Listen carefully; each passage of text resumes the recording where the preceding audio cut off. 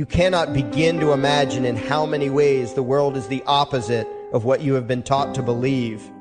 You see the guy who sells drugs to willing customers so he can feed his family as the scum of the earth, while you see the hypocrite who gives away stolen money in the name of government as a saint. You see the guy who tries to avoid being robbed by the federal thugs as a crook and a tax cheat, but see as virtuous the politician who gives away the same stolen loot to people to whom it does not belong. You see the cop as a good guy when he drags a man away from his friends and family and throws him in prison for 10 years for smoking a leaf. And you see anyone who defends himself from such barbaric fascism as the lowest form of life, a cop killer. In reality, most drug dealers are more virtuous than any government social worker, and prostitutes have far less to be ashamed of than political whores, because they trade only with what is rightfully theirs, and only with those who want to trade with them. The upstanding, church-going, law-abiding, tax-paying citizen who votes Democrat or Republican is far more despicable and a bigger threat to humanity than the most promiscuous, lazy, drug-snorting hippie. Why? Because the hippie is willing to let others be free, and the voter is not. The damage done to society by bad habits and loose morality is nothing compared to the damage done to society by the self-righteous violence committed in the name of the state. You imagine yourselves to be charitable and tolerant when you are nothing of the sort. Even the Nazis had table manners and proper etiquette when they weren't killing people. You think you're good people because you say please and thank you? You think sitting in that big building on Sunday makes you noble and righteous? The difference between you and a common thief is that the thief has the honesty to commit the crime himself, while you whine for government to do your stealing for you. The difference between you and the street thug is that the thug is open about the violence he commits, while you let others forcibly control your neighbors on your behalf. You advocate theft, harassment, assault, and even murder, but accept no responsibility for doing so. You old folks want the government to steal from your kids so you can get your monthly check. You parents want all your neighbors to be robbed to pay for your kids' schooling. You all vote for whichever crook promises to steal money from other people to pay for what you want. You demand that those people who engage in behaviors you don't approve of be dragged off and locked up, but feel no guilt for the countless lives your whims have destroyed. You even call the government thugs your representatives, and yet you never take responsibility for the evil they commit. You proudly support the troops as they kill whomever the liars in D.C. tell them to kill, and you feel good about it. You call yourselves Christians or Jews or claim to follow some other religion, but the truth is what you call your religion is empty window dressing. What you truly worship, the God you really bow to, what you really believe in is the state. Thou shalt not steal, thou shalt not murder, unless you can do it by way of government. Then it's just fine, isn't it? If you call it taxation and war, it stops being a sin, right? After all, it was only your God that said you shouldn't steal and murder, but the state said it was okay. It's pretty obvious which one outranks the other in your minds. Despite all the churches, synagogues, and mosques we see around us, this nation has one God and only one God, and that God is called government. Jesus taught nonviolence and told you to love your neighbor, but the state encourages you to vote for people who will use the violence of government to butt into every aspect of everyone else's life. Which do you believe? To those about to stone a woman who had committed adultery, Jesus said, "Let him who is without sin cast the first stone." But the state says it's perfectly fine to lock someone up if they do something you find distasteful, such as prostitution. Which do you believe? The Christian God says, "Thou shalt not covet," but coveting is the lifeblood of the beast that is the state.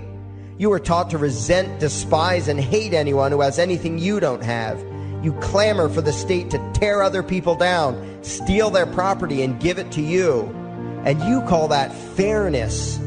The Bible calls it coveting and stealing. You are not Christians. You are not Jews. You are not Muslims. and you certainly aren't atheists.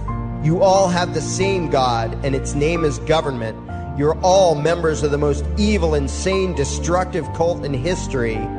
If there ever was a devil, the state is it, and you worship it with all your heart and soul. You pray to it to solve every problem, to satisfy all your needs, to smite your enemies, and to shower its blessings upon you. You worship what Nietzsche called the coldest of all cold monsters, and you hate those of us who don't. To you, the greatest sin is disobeying your God, breaking the law, you call it, as if anyone could possibly have any moral obligation to obey the arbitrary commands and demands of the corrupt, lying, delusional megalomaniacs who infest this despicable town. Even your ministers, priests, and rabbis, more often than not, are traitors to their own religions, teaching that the commands of human authority should supersede adherence to the laws of the gods they say they believe in. Several years ago, I heard one pompous evangelical jackass in particular pontificating on the radio that anyone who disobeys the civil authority, be it a king or any other government, is engaging in rebellion against God. Those were the exact words he used. What if the government is doing something wrong? Well, this salesman for Satan opined, that is the business of those in government, and you are still obligated to obey.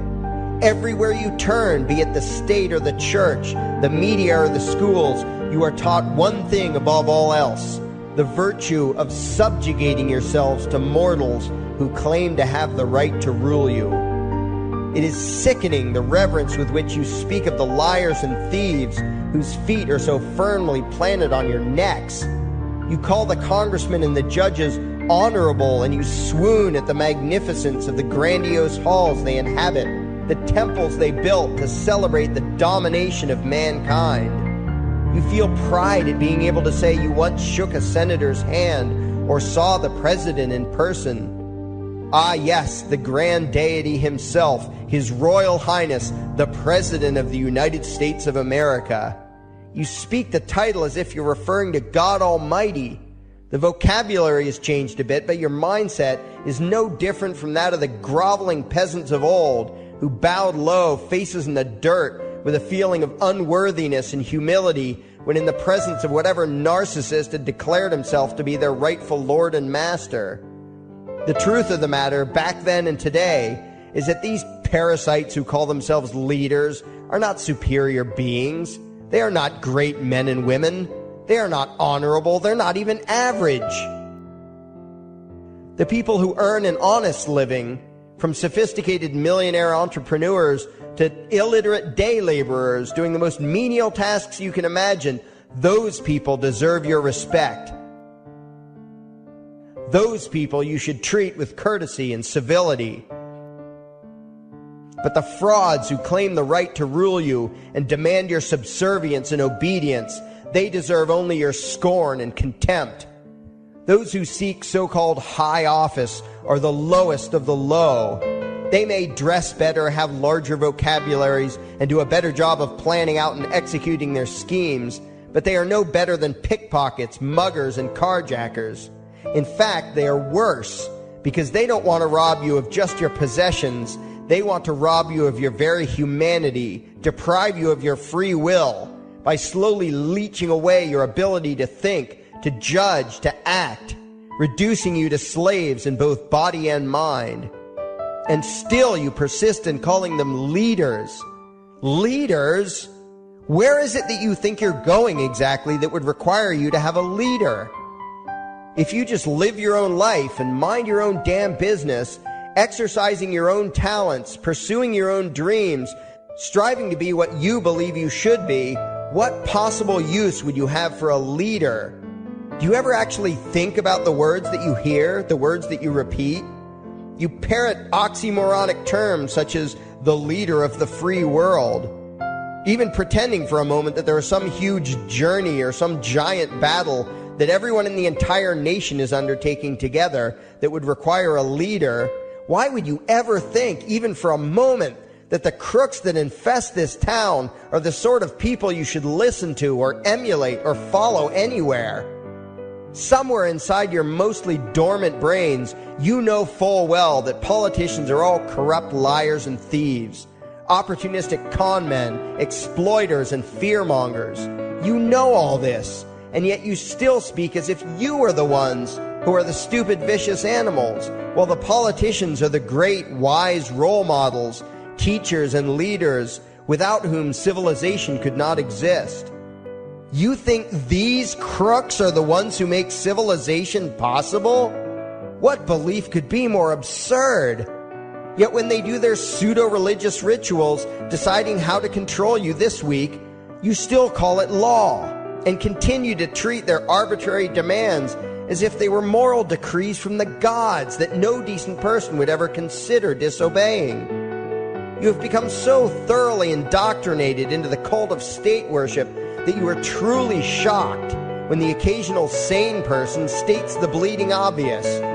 The mere fact that the political crooks wrote something down and declared their threats to be law does not mean that any human being anywhere has the slightest moral obligation to obey.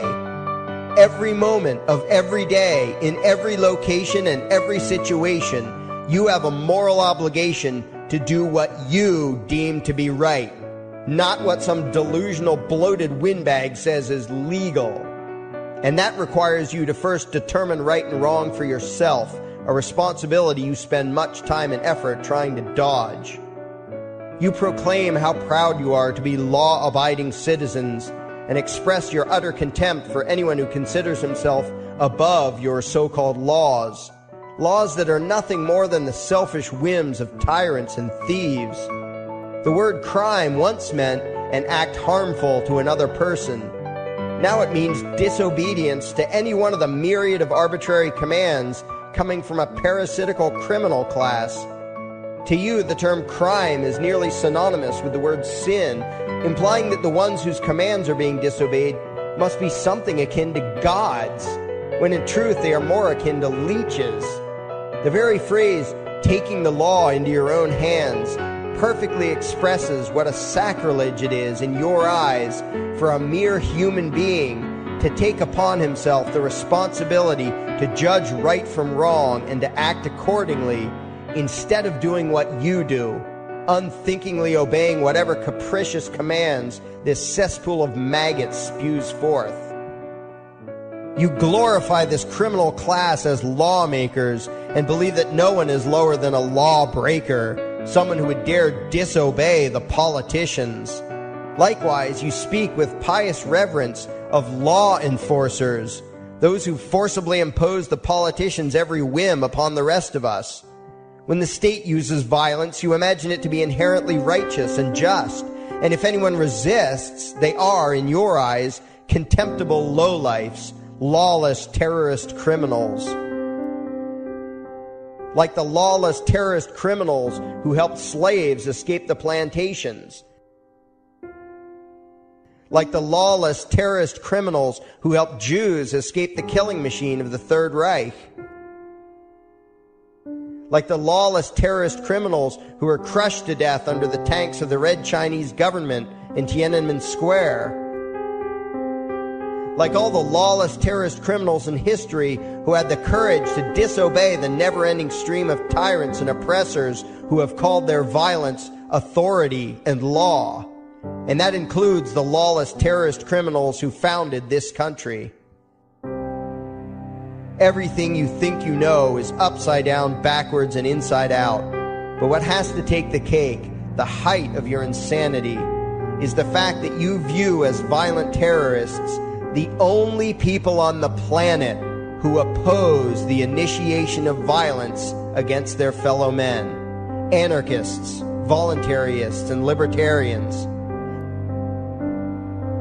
We use violence only to defend ourselves against someone who initiates violence against us. We use it for nothing else. Meanwhile, your belief system is completely schizophrenic and self-contradictory. On the one hand, you teach the young slaves that violence is never the answer. Yet out of the other side of your mouths, you advocate that everyone and everything, everywhere and at all times be controlled, monitored, taxed, and regulated through the force of government. In short, you are teaching your children that the masters may use violence whenever they please, but the slave should never resist.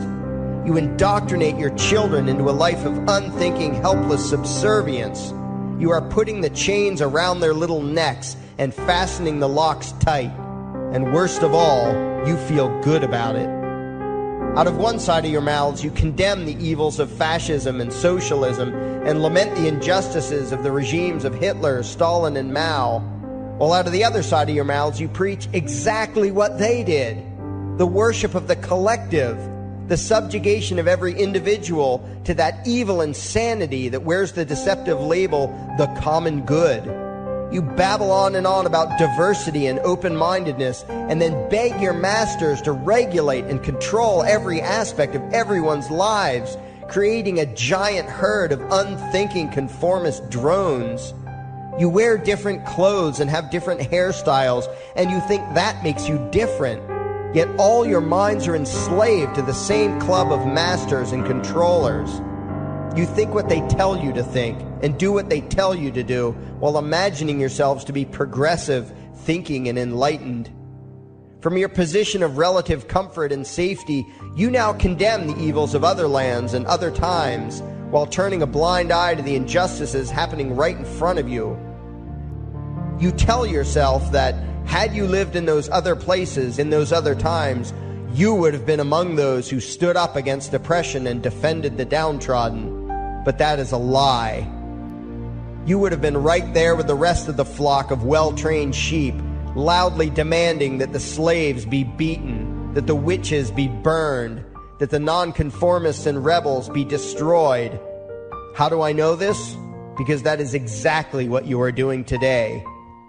Today's injustices and oppressions are fashionable and popular, and those who resist them, you tell yourselves, are just malcontents and freaks, people whose rights don't matter, people who deserve to be crushed under the boot of authority. Isn't that right? You bunch of spineless, unthinking hypocrites, look in the mirror. Take a good look at what you imagine to be righteous and kind. You are the devil's plaything. The crowds of thousands wildly applauding the speeches of Adolf Hitler, that was you. The mob demanding that Jesus Christ be nailed to the cross, that was you. The white invaders who celebrated the wholesale slaughter of those godless redskins, that was you. The throngs filling the Colosseum, applauding as the Christians were fed to the lions, that was you. Throughout history, the perpetual suffering and injustice occurring on an incomprehensible scale, it was all because of people just like you.